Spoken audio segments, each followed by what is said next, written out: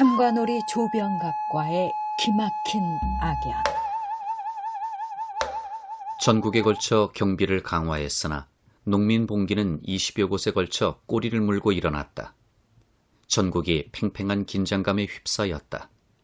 장내 집회와 원평 집회의 영향을 받은 것이 다분했다. 불씨는 이렇게 지펴졌다. 전봉주는 원평 집회를 해산한 뒤 동지들과 흩어져 고부로 돌아왔다. 기록에는 전봉준이 여러 곳에 출몰했다고 나와 있다. 아마도 이곳저곳을 돌면서 동지를 모으고 봉기를 선동하고 전술 전략을 짜기도 했을 것이다. 그 무렵 고부는 더욱 소란스러웠다. 당시 고부는 관할 지역도 넓고 농업 소득도 풍부했다. 을에 이런 고을의 원자리는 많은 벼슬아치들이 침을 흘리게 마련이다. 조병갑은 누구인가?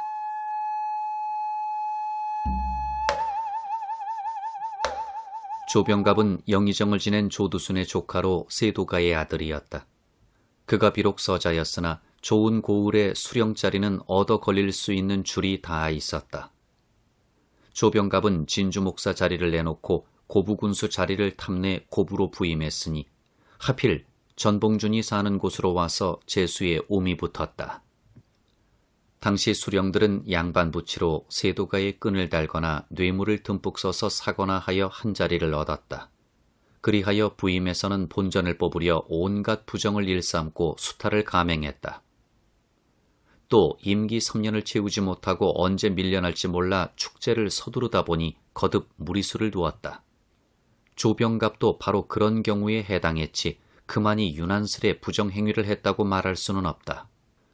조병갑이 고부군수로 부임해 오기에 앞서 그의 아버지 조규순이 고부의 이웃 고을인 태인에서 원노릇을 한 적이 있었으니 고부의 사정을 어느 정도 알았을 것이다. 조병갑은 구시라치들을 시켜 고부의 먹잇감을 찾아냈다. 고부는 동진강의 지류인 정읍천이 흐르는 언저리에 기름진 배들평야, 수금평야, 달천평야가 펼쳐지고 서쪽으로는 부안고줄 중심으로 갯벌이 널려 있어 수륙의 물산이 고루 풍부해 부자고을로 꼽혔다. 고부는 역대의 수령들의 수탈과 함께 국가에서 과중한 결세를 매겨 백성의 뼈와 살을 발라왔다. 농민들은 흉년이 들면 세미를 부담할 수 없어 다른 고장으로 이주하기도 하고 결세의 탕감을 요구하기도 했다. 그래도 수령들은 백지징세를 가하기 일쑤였고 흉년이 들면 면세해주는 시책도 무시하고 예년과 같이 거두어들였다. 조병갑도 이런 짓을 서슴없이 했을 뿐만 아니라 새로운 먹잇감까지 찾아냈다. 그의 두드러진 부정행위 몇 가지만 살펴보자. 첫째, 농민들을 동원해 만석보와 팔왕보를 쌓고는 처음 약속을 파기하고 가을에 보세를 받았다. 만석보의 경우 700여 석을 거두어들였다. 또 보를 쌓을 적에 주변의 산에서 산주의 승낙을 받지 않고 나무를 마구 베었다. 둘째, 5년간 세를 걷지 않기로 약속하고 황무지를 개간한 뒤 나중에 약속을 어기고 세를 받았다. 농민을 동원해 일을 시켜 황무지를 개간할 적에는 일정 기간 세를 받지 않는 것이 일반적인 국가정책이었다. 셋째, 대동미를 거두면서 농민들에게서는 좋은 쌀을 받아내고 국가 창고로 보낼 적에는 모래나 지푸라기를 섞은 하등미를 보냈다.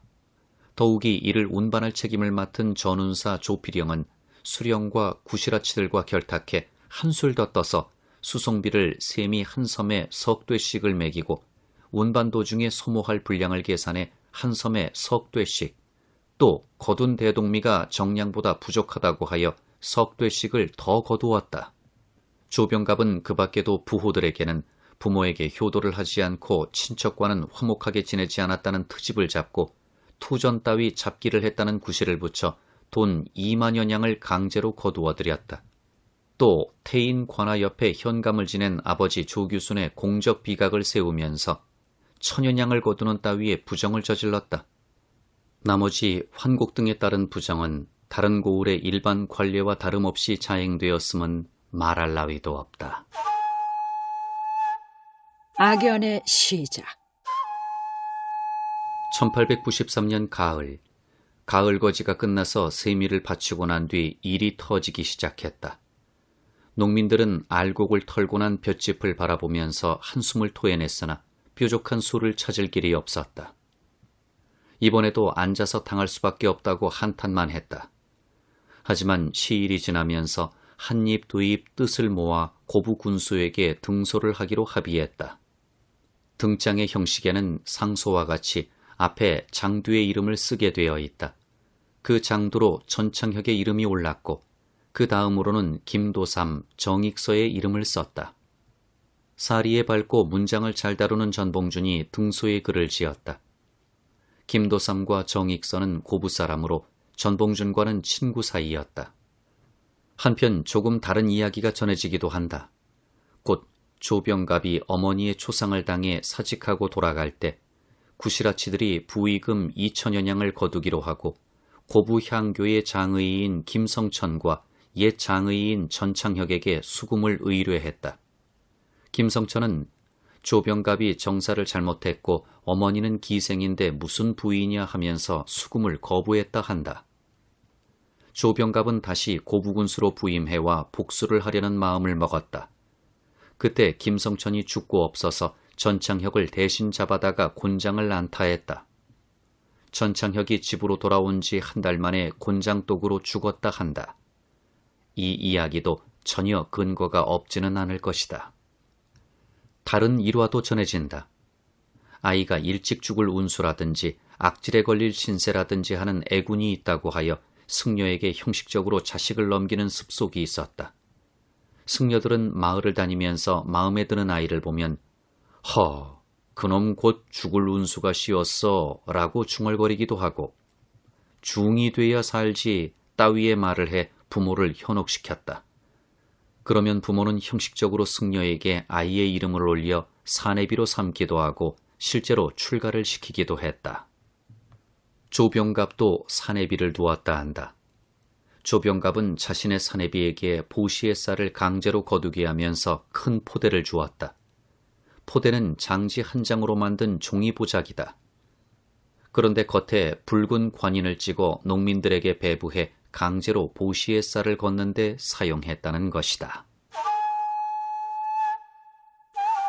아버지 전창혁의 죽음. 전봉준은 훗날 재판정에서 고부 군민들이 군수의 부정행위를 참을 수 없어서 봉기했다고 말했다. 전창혁, 김도삼, 정익서가 등소를 결정하고 농민들을 이끌었다. 1차에는 40여 명, 2차에는 60여 명이 고부 관하로 몰려가 사정을 하소연했다. 조병갑은 농민들을 난민으로 몰아 몽둥이 찜질을 해대고 나서 쫓아보내고 주동자 3사람은 감옥에 가두었다. 3사람은 중죄인이라 하여 모진 고문을 가하고 나서 관리에 따라 전라가명으로 올려보냈다. 전라가명에서는 이들에게 엄한 형벌을 가한 뒤 자세한 죄목을 조사하라는 단서를 달아 고부 관하로 돌려보냈다. 이들은 다시 고부 관하에서 심한 곤장을 맞았다. 3사람이 거의 죽을 지경에 이르자 그제야 풀어주었다. 2사람은 살아났으나 전창혁은 죽고 말았다. 장독으로 운신을 못하는 전창혁을 고부 서부면 죽산리 언저리로 옮겨와 치료를 받게 했으나 끝내 죽고 말았다는 말이 전해진다. 아마도 이 마을의 부호인 송두호의 배려에 따른 것으로 보인다. 송두호는 인심이 넉넉했는데 동학에 입도해 농민군 지도부와 행동을 같이 했고 경비를 대주는 등 지원을 아끼지 않았다. 특히 평소에 전봉준을 남달리 돌봐주었다.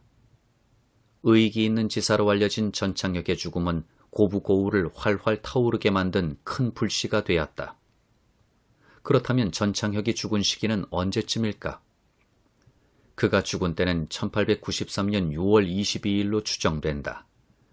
집강소 시기에 전봉준이 아버지 소상을 치를 때 조객 1000여 명이 몰려들었으며 조위 물품이 산더미처럼 쌓였다고 한다. 또 전봉준이 농민군 대장으로 활동할 때 상복을 입고 있었다고 했다. 사건 진행으로 보나 여러 사람의 증언으로 보나 전창혁이 죽은 시기는 위의 시일로 추정할 수 있을 것이다. 조병갑의 부정행위는 정도의 차이는 있을지 몰라도 다른 고을에서도 흔한 일이었다. 조병갑의 처지에서 보면 대단히 억울하다고 말할 수 있다. 하필 전창혁이나 전봉준 같은 의기 있고 대가 찬 인물이 사는 고장에서 부정행위를 한 탓으로 사달이 벌어진 것이 아닌가. 만일 중앙에서 파견된 조사관이 와서 조병갑에게 착복한 돈을 물어내게 하고 파면시켰더라면 고부봉기를 일찍 잠재울 수도 있었을 것이다. 그리하여 전봉준이 아무리 일을 확대하려 했어도 뜻을 이루지 못할 수가 있었다. 뒤에서 설명할 고부봉기의 끝 무렵 사태를 보면 이 말의 뜻을 짐작할 수 있을 것이다. 아무튼 조병갑과 전봉준의 관계는 기막힌 악연이었다고 말할 수 있겠다.